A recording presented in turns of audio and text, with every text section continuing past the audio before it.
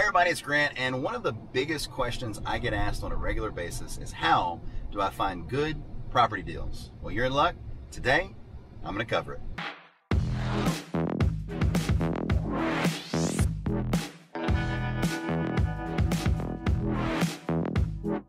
Now, I've been building and buying property since 2008. So in 2008, it was the absolute worst time to be in the stock market, in the real estate market, or looking for a job since the Great Depression. Now, the reason I bring this up is because this time was the Great Recession. So I've also been buying property from 2019 and 2020. When it all comes down to it, the reason I bring this up, aside from a time in this very brief portion of 2020 that it has slowed us down, it has been the absolute best time to be in the market ever, as well as the real estate market. When it comes down to it, the reason I bring this up is because now I can show you I have both sides of the coin. I've got the good side and I have the bad side, to where I can really show you, by having a good sense of the market, how to make your next property an amazing purchase. Today, I'll be giving you some first-hand experience because we're going to look at two properties that we're looking to purchase. And what better way to teach you how to look at a property than to take you with us? The first step to making sure that you get a fantastic deal is to make sure you're looking at everything on the market.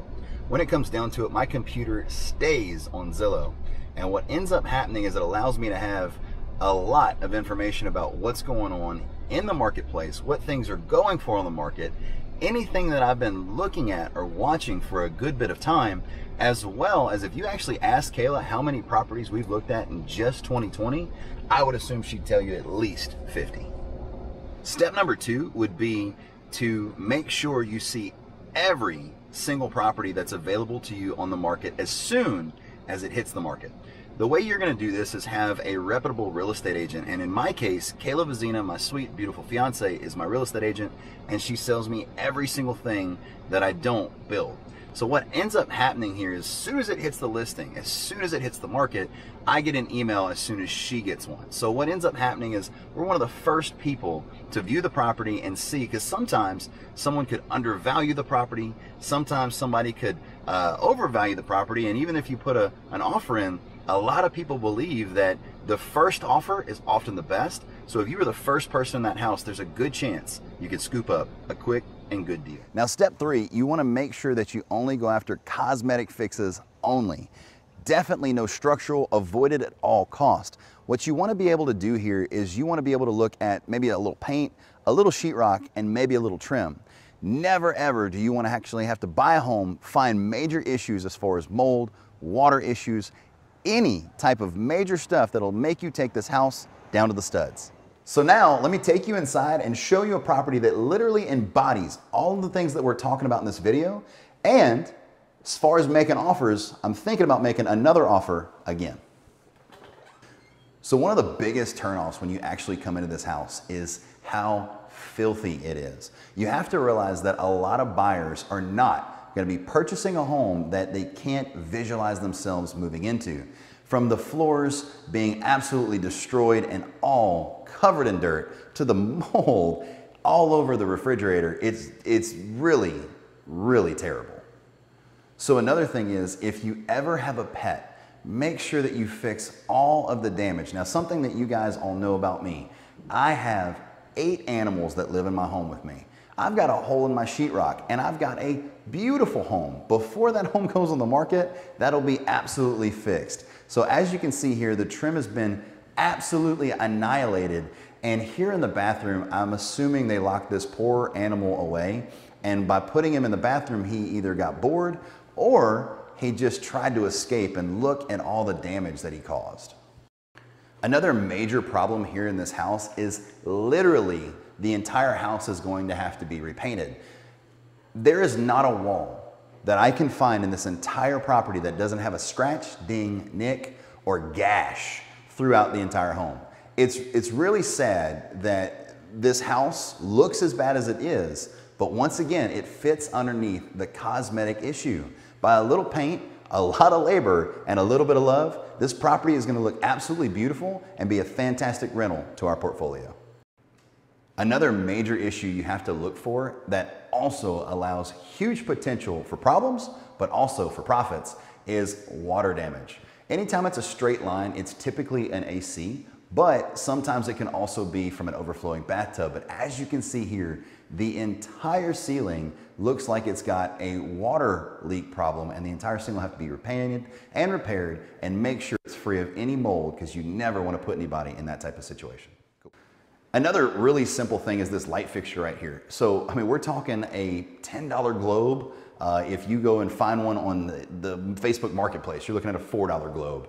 And this would solve a lot of issues, because when a home buyer sees this, it makes them know, just absolutely know, that the home just wasn't taken care of. Now this part here is the nastiest, grossest part.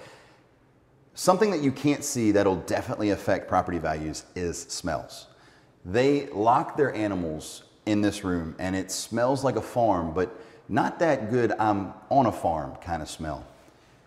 Oh.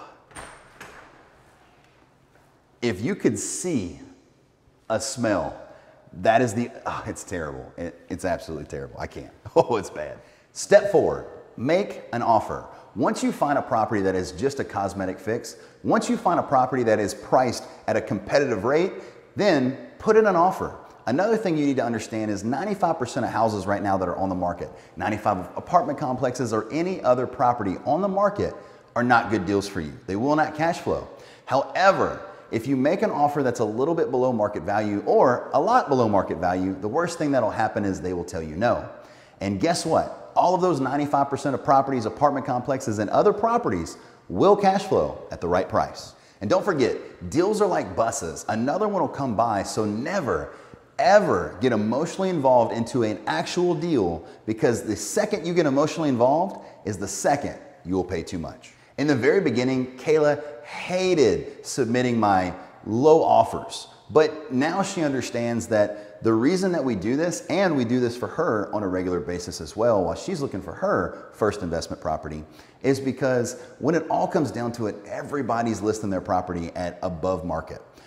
There's not a way to make money in this market unless you're making offers, and eventually she is now seeing that I will wear these people down and they will take my offer, because if the property sits, why let it sit when they could sell it to me? Step 5, focus on properties that have sat on the market. Anytime a property sits over 30 days, it's no longer the hot new listing. And in my area, everybody wants retail for their 1970s non-remodeled home. And as I told you before, those properties won't cash flow. So when it comes down to it, when you wait and find properties that have sat on the market, you'll realize this: I don't have a lot of luck going and finding that brand new deal on the market. If you actually ask Kayla, most of my properties that we purchase have sat on the market for 300 to 800 days. And to prove this point, 2 of the last things that we actually purchased through Kayla were an apartment complex on Common Street with 7 units. It was originally listed for $1.5 million, and we ended up buying it for way less, and it was on the market for over 750 days. On top of that, we also had our home, our personal home that we live in to this day, sat on the market for over 780 days, and we ended up buying it with $120,000 in equity. When a listing sits on the market, people tend to now pick out problems with it, or they'll talk about the problems with it, or it'll just look like there's a problem with it. By properties sitting, it becomes less appealing to the masses, and it'll sit and sit and sit until somebody like you comes along and makes them an offer. Step 6, make sure that you always look at properties with 1 or 2 photos or poorly taken iPhone Gen 3 photos. When you do this, there's not a lot of traffic that's going to be going to this property, and that's because of an inexperienced or lazy real estate agent that doesn't have their client's best interest. When this happens, instead of looking at the photos, don't be like the average consumer that has to see themselves moving into the property or they can't visualize it. Make sure you look at lot size, square footage, age of the house, and the potential of the property. Step 7 is finding off-market listings. What'll end up happening here is you will actually go door knocking and drop flyers, and as soon as you get a few properties underneath your belt, the chances are that sellers are going to start finding you. And that is exactly how we found the next property we're going to here at Louisiana Avenue. So here we are at Louisiana Avenue, where we purchased this brand new fourplex with all the land to build 16 more units. Right where we're standing is completely ready and concreted land to build 8 more units, which is going to literally be the biggest project I've ever done yet to date. On top of that, when this project's complete, it's going to double our portfolio as far as units and rentals. On top of that, since we bought this property, there's been an offer now for us to buy one of the townhomes in the fourplex that we didn't get with the property. So my point behind this is when you buy a project, sometimes more projects will actually show up after you pick up the first one. So as far as this deal goes, when he called me, he wanted to get around $145,000 when he had it listed. But now he was really willing to negotiate. He had sold one for $135,000 and another for right around the same. And when it comes down to it, I told him, I said, I really don't need one right now. I would prefer to not have another unit that I have to deal with all this construction and all the rentals that we've already purchased. And he's like, look, I really want to get rid of this one. You have all these other units. You already control the main property. You own the back property. Just make me an offer. And I said, well, I don't want to insult you, but how close to $100,000 do you want to come?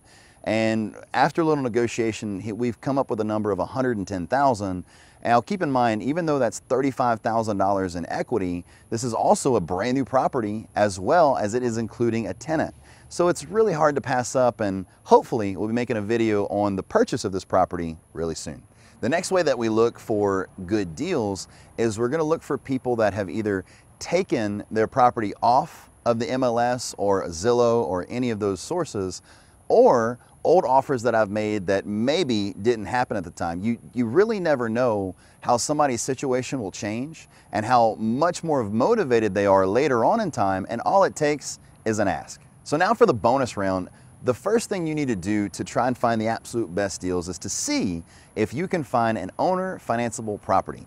What this will be is a property that's paid for from an older family that might be looking to move it, as well as something that might have a small mortgage left on it that your down payment can cover. And now that person can now be the lender and the landlord all at the same time. What will end up happening with this is they'll have a lot better terms than with a commercial lender or a conventional loan, and you'll be able to pay that person directly and it will not go on your credit. This will allow for typically better deals, better terms, and some of your best buys that you could ever find. So let's do a quick recap. Number one, see everything on the market. By doing this, not only are you going to get a good solid feel for your actual area, but you'll get a good solid market value for your area. That way, if you look at a property and really enjoy it, you'll know about what it's worth. On top of that, make sure, number two, to see all properties first. You need to make sure you're checking Zillow, or if you have an agent sending you properties, every single time a new listing hits, it comes straight to your email. Make sure that you do not end up 10th or 11th to that new listing, because somebody could actually undervalue and underprice it, and you don't want to miss out. Number three, make sure that you are just looking at cosmetic issues. Do not try to go into a fix and really have to do foundational work, structural work, or major remodeling. Try to go for things as simple as painting, maybe a little sheetrock, and just changing the color of the kitchen, not an overhaul of a kitchen. Number four, make sure you are making offers. The worst thing that can possibly happen if they do not like your offer is they say no. Don't ever worry about offending the home buyer. Getting an offer is a great feeling. Getting a low offer is not a great feeling, but when it comes down to it, it is still an offer. So make sure you're out there looking at deals and making actual offers. Number five, focus on deals that sit on the market for a long period of time. Typically, anything after 30 days, the project is no longer the hot new listing. After 100 days, now something has happened to this project that all the realtors and all of the people looking are like, man, there's a reason for this property not selling. They'll start to get a stigma about them, and you will not find a lot of attention going to those properties. So when it all comes down to it, make sure you take advantage of offering on those properties below market value, and to see if you can make a fantastic deal on a house that's been sitting for a while. Number six, you want to go after properties with very few or poorly taken photos. Any photos that have been taken with an iPhone camera or an older iPhone camera like an iPhone 3, you're not going to get the actual beauty of that property. So when people look at the listing, they're just going to pass it up.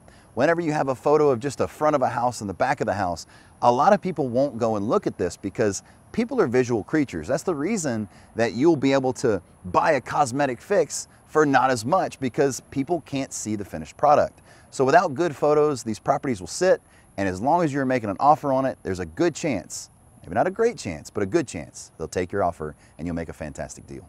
Number 7, find off-market deals. In order to do this, you're gonna either have to door knock, put out flyers, or if you're an investor and people know you in town, they'll call you with these actual deals. When it comes down to it, by doing this, sometimes they're gonna be the absolute best deals that are on the market and in your portfolio are the ones that didn't go to a real estate agent and didn't hit the MLS. Number 8, go back to old offers that you've made or listings that have been pulled off of the MLS.